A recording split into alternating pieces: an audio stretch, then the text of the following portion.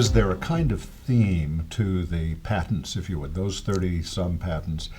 Does one follow logically to another? Are they serendipitously kind of randomly identified? No, they're linked. Like for the other project, I work with Doctors Pierce and Valvano, two professors at UT Austin in the School of Electrical Engineering. And in that case, we first also began in mice, developed a sort of a mouse cath lab, if you will, with miniaturized catheters to measure the volume of the beating heart.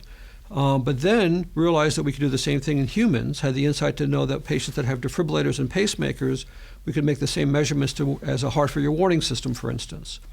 And then you realize, well, to do that, you need to use the energy in the generator, in the pacemaker battery, but that energy is very precious. So then the engineers were brought enough to file patents on ways to minimize use of energy, or how to use energy in a very conservative fashion to minimize its use.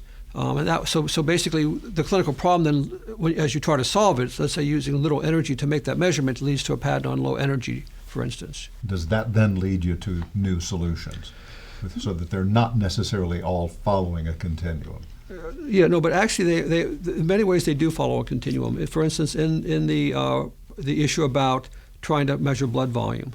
So then we realized, well, the problem is these electrical fields we generate measure blood and muscle, the fields in both.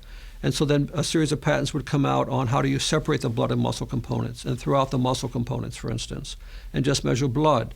Or you may say, well, wait a second, let's just keep the muscle components maybe for heart transplant rejection as another tool.